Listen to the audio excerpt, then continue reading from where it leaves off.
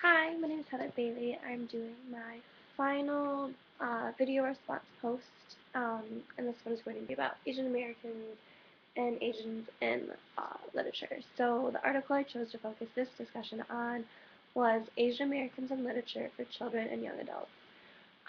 The article kind of starts off by saying how a lot of the books that are published often focus on a folklore or historical kind of presence in the book industry, and something from the article said, there's been a significant move away from the long ago and far away literature of folklore and historical fiction.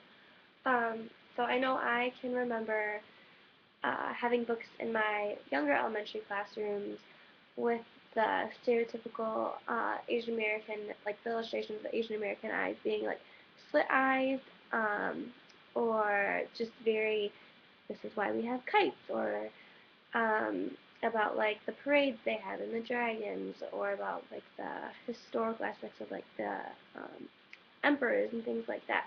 And very rarely did they focus on Asian Americans in today's culture, or at that time, in the early 1990s, were about the kids that I was going to school with. Was always historical. So I found that kind of to be interesting, and that my own experiences were like to be true of what the article was saying. And so another kind of startling fact from the article was that 65 of the 3,000 books published that were children's books every year, representing Asians or Asian Americans, is only about 2%. The article went on to say that there's about a 5% population, or 5% of the population is Asian or Asian American in the U.S. So that 2% is, not necessarily representing a good portion of Asian Americans, especially if it's representing the far, far away and long ago. However, they're breaking that because of people who are not wanting to hear about the folklore anymore. They're wanting to hear about, and they're wanting to learn about students of today and the culture of today. But the thing that goes along with that is because for so often students and teachers and librarians have chosen to read these folklore and folktale books about Asians and Asian Americans, that only a certain number of books that are still being published are truly authentic and accurate of Asians and Asian Americans. So with that being said, the article kind of, what I focused on to choose to focus on this discussion is the authenticity and accuracy of books being published that are children's books.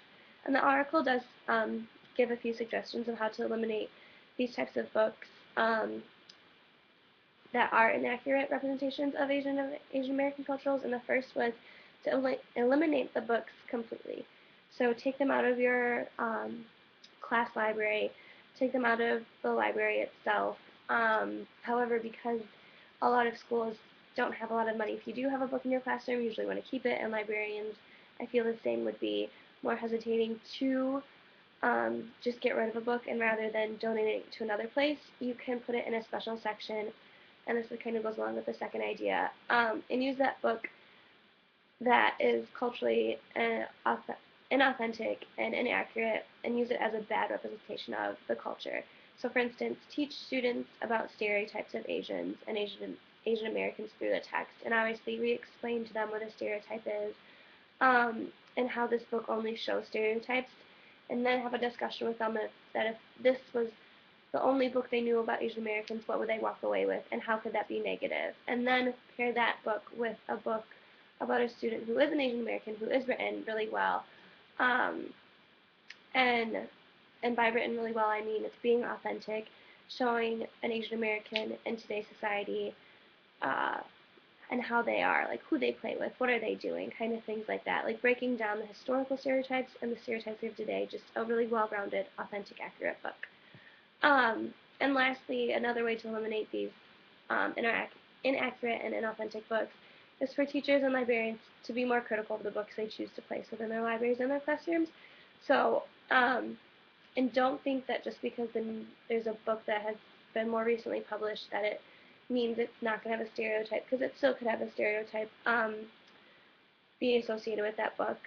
And it might not be an upfront stereotype. It could also be, the text may also include and perpetuate misguided beliefs about a cultural assimilation. So saying like, oh, it's hard for, Asian Americans to assimilate within the United States because dot dot dot. You don't want to fall into that selection either.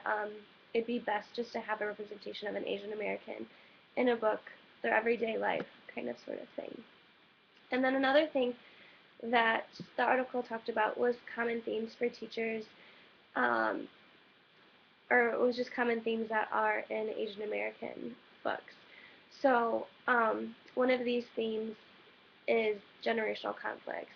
And so I thought that my teachers did a pretty good job in the past about choosing books that weren't the far, far away and long ago as I got older. But then after reading this list of themes that are often in Asian American books, I realized that my teachers also fell into the choosing what was popular rather than what was accurate. So for instance, go outside of the box and choose themes that aren't these necessarily, such as generational conflicts. So differences in language and lifestyle from the older generation who came from the originating country to that of the American child. Only having books about celebrations from Chinese or Asian or Korean or Japanese cultures. So only having books in your classroom that discuss New Year's celebration, religious celebrations, or cultural celebrations. Don't just choose one culture and don't just choose one holiday, because you will leave certain Asian cultures out, and students may begin to think like, oh, well, we're reading about the Chinese New Year, but maybe Japanese and Koreans also celebrate the Chinese New Year, which is inaccurate, and it's not correct. And then lastly, books that are historically documented from the American perspective. So Japanese internment camps and building the Chinese railroad. These, depending on who has written them, can be very differing views of the experience held. So for instance, a person who lived during the internment camp but was an American, a white American, will have a different experience and will have a different perception of the Japanese internment camps rather than if a person who went to the Japanese internment camps wrote it. And that would be the book to choose, because that is the most authentic. That person was sitting at the table and experienced it. So it's just some things to look out for. I guess this video, my goal was to highlight a few of the things to make teachers and librarians aware of things to look out for with the books they currently have in their selection in their library, and then books to choose, themes that are common, themes that you should include even though they are common, but make sure you have other things to go along with that, because there's so much more out there than what is commonly placed in the library, such as the generational conflicts, celebration from specific Asian cultures, and the history of Asians within the America from a white Caucasian perspective.